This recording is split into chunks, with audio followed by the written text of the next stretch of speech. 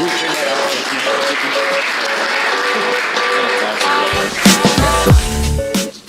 first of all, I just wanted to say I'm really, really grateful. I feel like I've come full circle because I remember the days when I used to be a Rotarian. Back in the 80s, so, some of the folks that I know nowadays are like, why is your hair blonde now? And I'm like, because it's really white, and white doesn't really go, so I had to do something. But it's been a long time. I see a lot of faces of people that I've known for a long time and respected. I'm sorry, at my age now, I could really forget some of the names, so I'm like reaching back, going, I think I know a name, but which is not going to be great with politics. But it's great to be here, and I'm really honored to speak. So today, I was asked to do something which is an area that I really have focused on for the last couple of decades in my career. Last semester, I was teaching this at the University of Guam. I was teaching a U.S. foreign policy class. And it really helped me to focus a lot of the thoughts that I have about where Guam sits in the geopolitical framework. Because just to kind of bring up to speed for those who didn't know, when I left Guam in 2000, I went to the States. I worked in housing and urban development as a deputy assistant secretary. I was Beltway bandit for a while at Pentagon, transportation, energy. And then in 2004, I was appointed the Deputy Inspector General for Iraq Reconstruction. It's a two-star general equivalent, senior executive service position, reported to Secretary of State, Secretary of Defense. And that, to me, was one of the most challenging positions that one can ever have, because you learn about geopolitics. You learn how pieces move in Washington. You're part of actually shaping those pieces in Washington. In the course of that, I served in Iraq during those years. Spent about a third of my time there. Was shot at, bombed. It was something. Because we had a law enforcement background, we were allowed to carry a Glock, because I had investigators that worked for me. But you need a lot more than a Glock. So I had to go out with a whole team of guys with body armor. I wore the body armor too. But as I say to people, it doesn't matter. If I was sitting there and I was talking to the Prime Minister of Iraq, and he would say to me, so where are you from? And I always was like, I'm from Guam, which inevitably started this whole conversation. You're from Guam? One time I was with the IG in Congress, and we were talking to one of the senators who now I'm just having one of these old senior rights. He was the former Secretary of Navy, Jim Webb. Okay. Jim Webb. And we were trying to talk about Iraq issues, and we were talking about, okay, I did the Iraq Reconstruction Program, and then I mentioned that I was from Guam, and then he didn't want to talk about Iraq. He wanted to talk about Guam for the whole time, which kind of annoyed the Inspector General. So anyway, so that's the framework, and I don't say that so much to sell myself. Of course, I'm a politician, so now I can't take that back anymore. But I say that to let you know that that's what informs the positions that I'm going to give you on where Guam sits in the geopolitical. When I got out of the government, I formed a company, Mantid International, and that's what we do. We advise defense companies that are working very closely with the federal government right now. And a huge focus is Indo-PACOM. What is happening? Where is that going? And what does Guam really need to know? There was a 2-hour conference call that happened at 4 a.m. on time, but a lot of that I'm going to share with you and convey to you, and I hope we have a really active question and answer period so that I can, find out what is it you are curious about, what do you want to know, just pepper me with questions, and I think that'll be helpful too. So first, there's 3 big pieces that are framing the things that are happening in Guam and affecting a lot that's happening.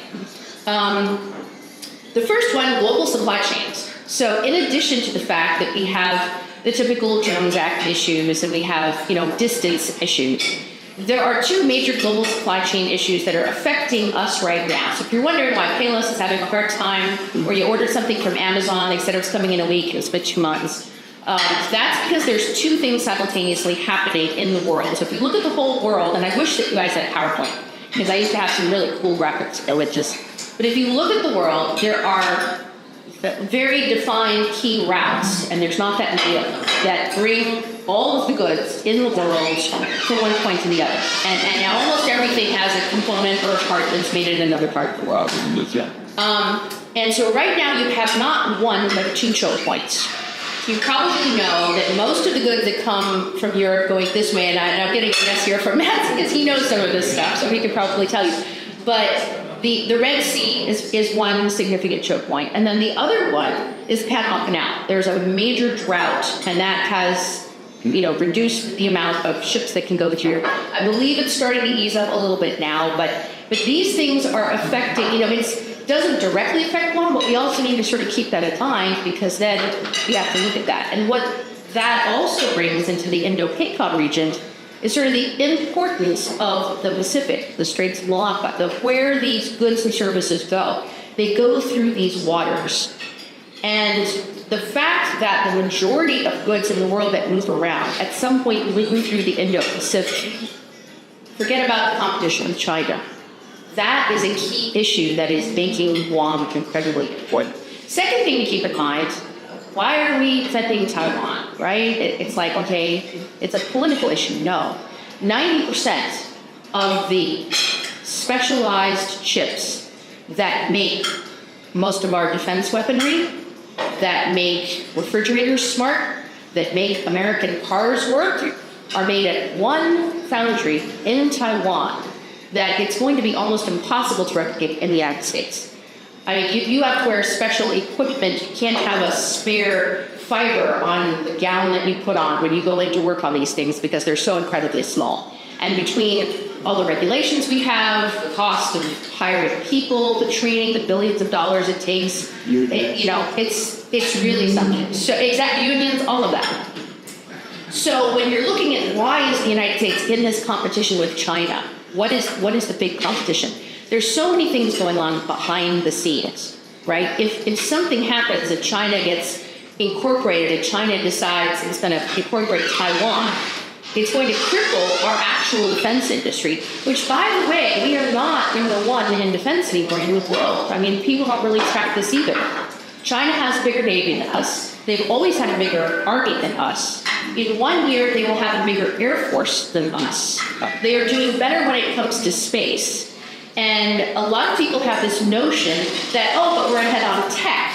Well, as we've been decoupling from China, a lot of those guys that came to U.S. universities are going back, and they are building their own tech. Kind of like Korea, right? When Korea started out, we helped them, we gave them a leg up, and they were sort of backwoods. Everybody wanted the Chinese or the Japanese goods. The Japanese goods were better. And then before you know it, Korea just kind of came out of nowhere and took it, because they actually rose, right? So there's this discussion of, where does Guam fit into all of these things? So that's one big geopolitical piece. The second thing that we need to realize is Guam's value right now to the military is largely geographical. We are the only, everybody knows this, U.S. territory, the only U.S. land where we don't have to give permission. They're going to be here when they need us. And that's, you can have all the agreements with the Philippines for EDCA sites. You can have all the agreements with Japan and South Korea. But when it comes down to competition with Taiwan, is Japan going to allow them to launch their planes from their territory, risking their own people? I think no. Because when we got into the war with Iraq, Turkey, who had been our friend up until that point, said, no, you can't go over Turkey. And we had to figure where to fly.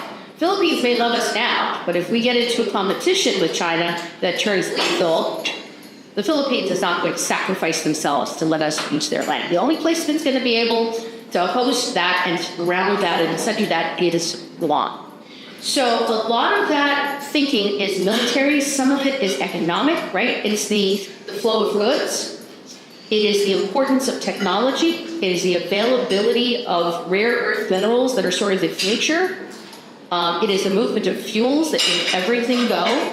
And all of that is sort of grounded in this concept that Guam in the next 5 years is going to become the logistics hub of the Indo-Pacific from the United States perspective. So if you look at Admiral Paparo's testimony, Admiral Paparo is going to be the new head of Indo-PACOM. He's going to replace Patolino. He just testified before the Senate. He must have said 20 times in his testimony that everybody needs to be focused on the conditions west of the international date lines. And what that means is it's not Hawaii anymore. Hawaii used to be where the military kind of got everybody together in the Pacific. Guam was like the little brother. That's not the case. It is Guam. They are bringing a 2-star for the Army. They are not only building a Marine base, there is Space Command that is going up. There is a tsunami of federal aid that is going to hit us, and it is not a good thing unless we know how to work that. There are so many unintended consequences. Poaching. I mean, one of the things that's putting them up right now, when they open that military base, they're going to need 750 civilians to do things like logistics and contracting and management and care, this, that. Where are those 750 people going to come from, right? Either we're going to have this crush of H2 workers who want housing, but guess what they're going to do? For all of the businesses here, they're going to hire your best people and pay them more, because that's what's going to happen. So these are things that have to motivate us now. How do we start now organizing, building a workforce, an intelligent workforce that is able to grow? How do we keep more of our smart talent on Guam? Because if you don't want to lose your employees to what's going to happen, and that's just a small piece of what's going to happen. When they bring in the new 3 submarines that are going to go, the new Virginia-class submarine, the $2 billion operation down in Polaris Point, there's a whole contracting office and group and support setting up there. So there are all these pieces that we have to sort of look ahead, because DOD puts DOD's interest first. Of course, it's national security. That's what they are supposed to do. Mike Bavacco one time in an article had a quote, which I really loved because I thought it said a lot. He said, Guam sometimes that's a colonial thing where we think things happen to us. We don't think that we have the ability to change it ourselves. And I think, just for all the years of Guam and all the things I've thought about, I think we do some types of effort where we think military will take care of us, we'll be able to know what we need to do. And it takes everybody here to understand that, they don't mean to do something that will harm us. But in the end, there are a lot of things that are destabilizing. The housing, this idea of poaching. I wrote an article about the police, right? That's what's happening is there's only so many people to go around. And if we don't get serious about that capacity, it's going to hollow out the world outside of defense. Right? And all that money that's flowing, Guam's going to get $3 billion, behind the fence. So we have to think about that. What do we need to do? How do we balance that so that Guam rises as the military is going to increase its presence and what it wants to do? Now, on the logistics side, something important to think about, we are more a target than we know. So I'll give you a quick story. So I don't know how many of you know, but Ukraine, for 17 years, was trying to disengage from the Russian power grid. It wanted to disengage from Russia, and it wanted to connect to the EU, to Europe. It was working on this for 17 years. The first test, they had started to set up the lines. The first test of getting off that grid and actually connecting to the European grid happened in February 2 years ago. 4 hours after that test, Russia invaded. Not a lot of people talk about that. That's not out there in the media. But what that says is this about political clashes, or is this really about money, resources? Where does it go? Okay, so in the case of Guam, we have to understand that business line that's running underneath there. So what are we? We are that logistics hub. They are going to have to harden Guam because the missiles are not aimed at us because they, for any other reason. It's not only because the planes are out at Anderson, they can move the planes. It's not only because the submarines are down at the port, they can move those. But the way that wars are fought, when you're out there in the Pacific and you're the Chinese, you don't go up to the aircraft carrier and try to shoot the aircraft carrier. That thing's armed to the teeth. What do you shoot? You shoot all the fuel tankers. Because if there's no fuel tankers that can go up and refuel that aircraft carrier, it's just sit there. And where's that fuel tanker coming from? Might be coming from Guam, right? But you think about our power system. Like I keep on pounding, it's great, we've got this movement to try and harden Guam's power. It's not about the typhoons only, because yes, climate's going to get more crazy. I expect that will increase, that it will have to protect it from typhoons. But putting it underground would also protect us from, God forbid, the 4-kilometer radius of a blast that might come through the 360-degree missile system.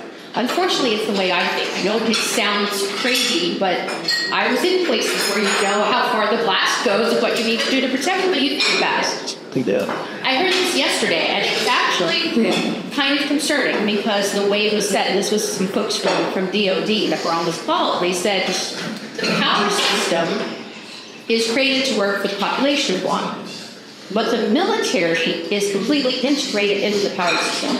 So they use that power system. 20% of GPA power goes to the bases. That fact makes Guam's power system a legitimate military target. Yeah. So let that sink in. When they war game all of this, GPA is a legitimate military target. So if GPA is a legitimate military target, then we need to harden that target so that it's not vulnerable. Not only so that we have some power and we can survive typhoons, but as a matter of national security. So there are all these other levels of things that are going on that we need to sort of look at as an island. There's going to be a big question on fuel distribution, right? I don't know how many of you heard of Red Hill, 400 million gallons of fuel stored in Hawaii in 50-year-old tanks underground. They leaked. People got really sick, ruined the water table. In today's world, EPA and everybody would not let that happen. You would obviously have the controls to create something that's a much safer. But the question is whether we want to or not. That fuel supply, which has to be somewhere. I mean, we all love renewable energy, but the last I checked, I don't think solar panels work on an F-16. So you've got to have that fuel. 80% of the world still runs on fuel. So where does that fuel go?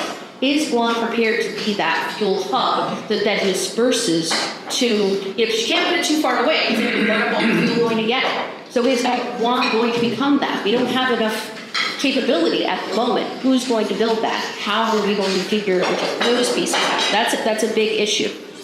On the issue of nuclear power, something that I heard yesterday, which I thought was really interesting and I wanted to share with you.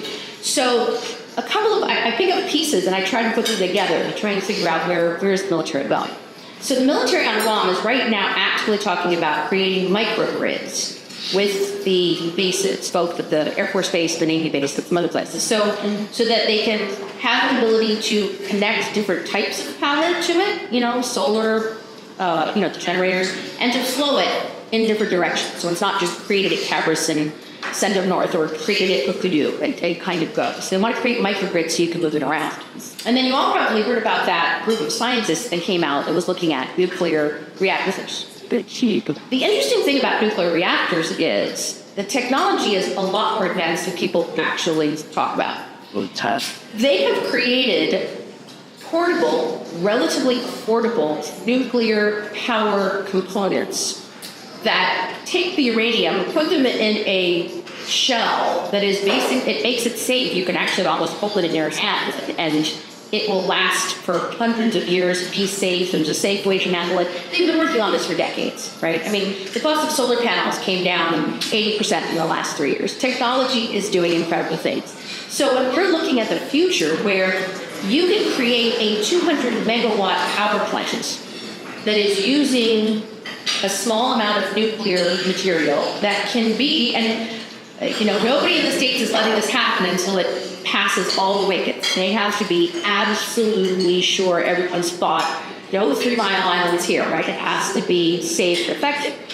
But while we're looking at that, while Guam has its own opinion, do we want that to be here, do we not want that to be here, DOD is kind of moving ahead with all plans to see, can this be done?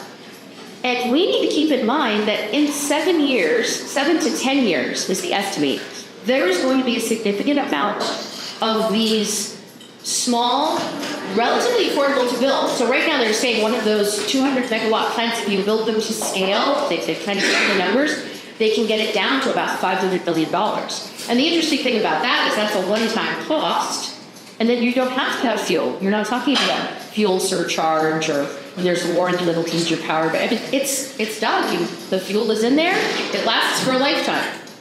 You put it in, and it doesn't create greenhouse gases. I mean, there's a lot of things to be said for it.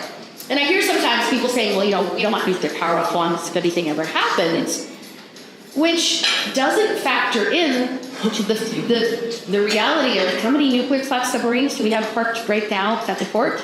Yeah. And none of us, I think, have a security clearance to ask the question, what's in the mountains, right? So we have to think, we have to be open, I think, to all of these concepts that are coming at us. I think, I talked a lot about AI and other capabilities, but I think that the changes that we are seeing with AI, the changes that we are seeing with autonomous sea, air, and drone technology, and how that is going to completely reshape what happens, are also areas that are going to move so fast that I think all of us in this room, if we got together, a year from now, would be shocked that it went that far in 1 year, because the exponential change that we are seeing happen in this region is really something incredible. So these are all sort of things that I'm trying to make sure that Guam gets out of our shell, that Guam understands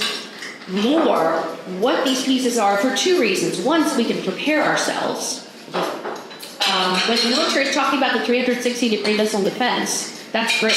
But we on Guam need to have a completely reworked civil defense plan that keeps us Guam. Do we have enough water and battery backup if something does happen? What if they take out the port and we have no way to bring fuel up? Power plants will run out in a matter of days. Nobody will be able to use their car. I mean, it's a worst case scenario, and people don't like to think about that because they're like, well, that could never happen. Okay, well, nobody in Israel thought that was going to happen either. No, there are these unexpected events. It's the whole thing about war. Nobody tells you what's going to happen. And it's not a typhoon. You're conditioned for, get ready because it's coming. That's the whole thing about wars. It's a shock. Nobody expects it to happen, and then it happens. So really, it is up to us not to depend on the federal government to do our thinking for us. They will help us. They know it's their responsibility, but their first responsibility is to themselves and to national security. And we support that 100%. But we have to take the responsibility to understand that as a community, we need to think through these things. They're not pleasant things to think about, but from my years in Iraq, I'll tell you, the first things, as soon as I heard that, I was thinking, look at Afghanistan. We have 170,000 people. This place really got hit by something and we needed to do something. And the two areas, or the three areas where we have major runways got compromised and the port got compromised, you could not move 170,000 people off the plant to a safe place. It would be impossible. What would happen? How would we get that? If you took out the port, which is a significant military location, where would the food come in? So part of the reason I think like that is with my UOG class, we were doing some warning, and I wanted them to really have that broad view. To put Guam in context, when people say we're the tip of the spear, it's not a casual thing. The United States government would never spend $6 billion on a 360-degree missile defense system for a place unless a whole bunch of people at the Pentagon hadn't thought really long and hard and run the numbers and had people in every location and consulted with people that, you can't even say the names of their organizations, and come to the conclusion that we need to invest to protect this place. And one thing that did make me happy is Admiral Party did say at this testimony too. He said, my number one priority is the 170,000 Americans living in Guam, which to me was a huge statement. When he was standing before Congress, realizing that, the people who vote are all 50 states, right? But he understood that, and he understands the criticality of Guam from a military perspective. But I think what I wanted to emphasize with this is it's not only military. There is a commercial aspect to everything as well.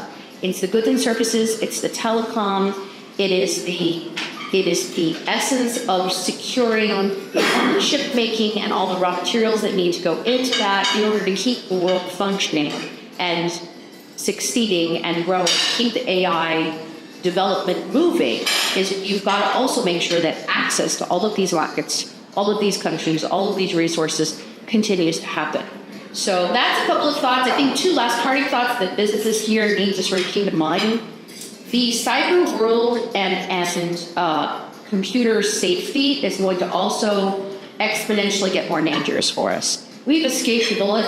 There was a joke over at GPA. They're like, yeah, we're not like completely online yet, and so maybe that's why they can really hack us and take us offline. But that's not the case. I mean, a lot of companies are all depending on the cloud, the internet, all of these technology basins. And if those get taken away from us, if a satellite gets taken out, if Russia decides to use their satellite to take out, the key communication satellite, that could affect us here on Guam. If China for years and years and years has been building all of the infrastructure for ports all over the world. Today, they control significant amounts of infrastructure in 96 ports around the world. Not the United States, that's China. So that the top 3 makers, all the equipment that go into ports, even in the United States, is Chinese. So why would they be doing that? Why are they setting that up? What shifts are going to happen? And then how is that going to affect us? Are we prepared for the cyber issues that are going to happen? Have we really actively pushed, our schools to create different curriculum? Because I'll tell you, the curriculum that we all have is not going to work in this future world. You've got to have a curriculum that prepares people for the technical pieces of the world that are coming. And we can't just depend on hiring people from Long Island to help us figure it out. We've got to figure that out as well. So these are all sort of broad thoughts I wanted to throw out there. And I've been talking a lot. We've got 15 or so minutes left. So I thought maybe we could open the floor and see if there's questions. Before you about us. Recently went to a lecture in San Francisco from the Chinese experts from the Epic Times as a product secretary. Now it's a very interesting talk, and out of that talk, he specifically asked about Chinese going after Taiwan. Yeah, so he said that most people are thinking 28, 29, and it was his opinion of his information that he gave to us that night that it was more like 2025. Yes, yes. So good you brought that up. So there is a disconnect. There is a disconnect in Washington. If you look at how Washington is budgeting, right? So look at what they did in Ukraine. 5 years before Ukraine happened, we knew something was going to happen. They put $11 billion in place. They kind of prepped Poland. They knew this was going to happen, right? So when it happened, we were prepared. We put serious money into Europe. If you look at what they're doing with the Indo-Pacific, Washington has not yet fully embraced the idea that this is a real thing.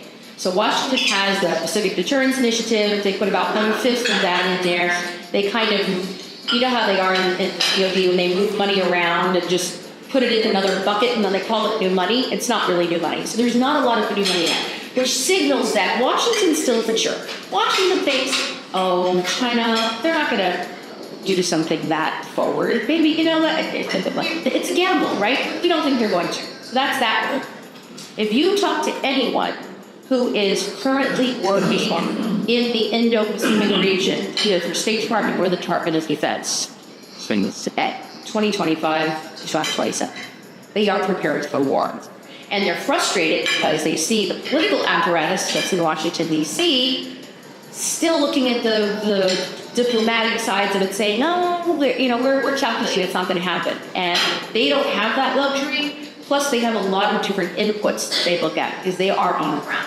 The U.S. military and the Department of Defense are all over the Western Pacific, preparing as we speak. There are groups coming in. I'm helping a couple of them. We're going out, trying to prepare, trying to get logistics pieces in place, access in place, understand how do you operate on those small islands. Because if you think about it, the United States has been operating in Iraq and Afghanistan, totally different environments. One is mountainous and one's a bunch of desert, right? And how do you tackle an island when you can't even bring the ship up within, distance because there's reefs and shallows and it's incredibly complicated. So DOD hears that, and I hear speak about this 27 is a potential. The other thing he talked about is that the issue of their economics was that if you were looking at their economy, I think the perception is that the Chinese economy just keeps growing and growing and growing. And he said, no, it's not. In fact, it is actually starting to go down. Look at the trajectory of that economy. That they will be such social predators within China that the leaders of China are going to be forced into starting something right? And distract away from what they're actually going to be going through, their social upheaval that's going to happen in the country, again, in 1 to 3 years. Yes. Because Chinese people have now decided that they like having nice things. And as they start getting those things taken away from them, Yeah. and there are some underground stuff. Again, Epic Times demonstrated because they were prepared to start about Chinese dissidents. Right. Very interesting too. They are actually talking about the fact that with their contacts, that they believe that there is peace and social revolutions to happen probably within the next 5 years. But in China, when that happens, the Chinese government is going to have to do something pretty big. Exactly. So 27, the reason everybody mentions 27 is there's a major Communist Chinese Party anniversary. And so, Xi Jinping has always said, on the anniversary, we are going to show that we've risen, and here's the statement of, how we are going to play on the world stage, how we are going to be out here on the world stage. But yeah, you're absolutely correct. Internally destabilizing forces are at play. Their economy is hurting at the moment, but we also have to remember purchasing power parity, right? It's not dollar for dollar. We're always looking at, here's how much we're spending, and here's what the Chinese are spending. A Chinese dollar goes a dollar there goes way, way farther than it does in the U.S. So they're building ships like crazy. They're building military equipment like crazy. They're investing in technology like crazy, and it's cheaper for them to do that. And then if they need to create something to distract people, they'll have both the means to do it and a reason to do it. Sorry. Yeah. I think there's a stated line from this week that I read, but the big is TSMC. Yes. And I heard that they're building a factory out of the U.S. The reason why to do that is demand. If it prevents any type of instability in the future with the during that in Taiwan. Yes. At the same time, as you think about it that way, why would China want to invade Taiwan? Invasion is possible on also the law of instruction, right? So then, with everything destroyed, there's no assets to be taught about the wardens. So yes, my logic is would China really want to destroy Taiwan to that degree? I think China is dependent on Taiwan. So that's the interesting thing about foreign policy, right? It's not engineering. It's not black and white. You can't say yes or no. You can't get a finite number of data points and go, okay, this is what's going to happen. You're guessing, right? And one of the hardest things about China, they don't call it the Hermit Kingdom, it's nothing. You don't really know because they're not very open about how they think, what they think. And we got to be careful not to project how we would think about it because we come from a very different place, right? All of our cultural norms of what we think is a risk in game are very different from what someone in China would consider a risk in a game. It's a completely different mindset, a completely different culture. And I will tell you, there are corridors of people at the Pentagon who are tasked with doing just that would tell you right off the bat, we don't really know what they're thinking or when they're going to do this. So all you can do is guess. And when you're in that position, then the question becomes deterrence. The question becomes, do you want to gamble on it, wait and see if they're going to do something? Or do you want to be prepared so that in the unlikely event, because the whole idea is in the unlikely event something happens, you're prepared, because that in itself, the more that we bristle coin, the stronger we make Guam. The more Congress puts money behind what is going to happen, the more they think twice about getting into something. If we look like we can't handle the littoral challenge around Taiwan, people get bold enough to say, you know what, we've got a bigger Navy, we've got this down, this is our backyard, and America is too weak, and let's move now before they get into position to do that. And that calculus it's like the worst kind of gambling. It's like you're going into a casino and you're going, do you put it on black or red? Like, where do you put your money, right? And you can't gamble with people's lives. But here's the important thing to think about, and I heard this from Dr. Cruz, and he was absolutely right. He said, it's one thing, and it sounds awfully, we don't mean just any community gets hit. A community gets hit in in mainland U.S., right? The U.S. is still there. It would be horrible to have lost life, but the U.S. as an entity is still there. If something ever were to happen at once, not only would it wipe out every precious life here, Guam is gone. The culture, the people, the history, Guam would, I mean, there is that potential. We have to think about that, right? Guam, I mean, just as much as the Pacific Islands talk about global warming, if it goes to the point that the ocean rises and the island doesn't exist, it doesn't exist. When we're looking at our future and the kids of our kids and what are they going to have in Guam, we want to take every precaution that we can and place every opportunity that we can to not only enhance the life we have, but to protect the lives that we have and to protect Guam, to make sure that we are still around, because these are serious thoughts that, you know, and I'm sure people say, well, you're just exaggerating. People have to think about these things. It's unpleasant, and it's not that we should be scared, but we need to really think through, because there are things here that I'm sure everybody here is thinking about in our own area. What do we need to support, prepare for, understand, in order to operate in a world that's very different? There is a threat now that exists, and we need to do everything to make sure that that threat level goes down, to push that threat level down so that there's less exposure and so that we can have more agency, so we can be more responsible in Guam for our future and not expect that someone else will be riding in on a white horse and take care of it. So that's the thing that's being unfortunate. And they could. Sorry to speak up again. There was a thanks.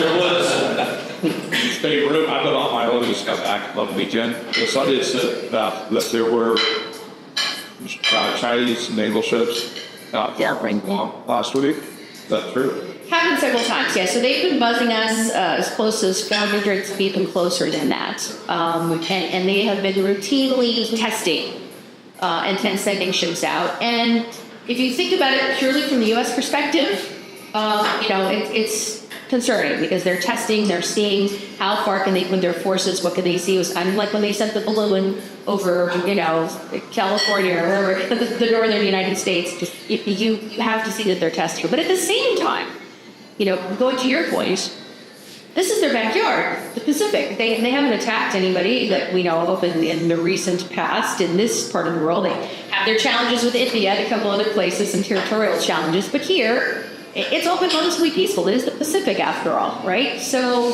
they are saying that and you have to think about their perspective. They're saying they have just as much right to patrol and protect the freedom of navigation on the seas as the United States does. And their point is it's their backyard, not the U.S.'s backyard. So there's a reason, but trust me, everybody in the Pentagon is tracking those ships very carefully. What are they dropping? They could easily put a drag down, cut all the cables that we have, and all of a sudden blackout. And again, it's a big game, right? But one gets affected. They cut all those cables. What happens to us? What stops? Banking stops.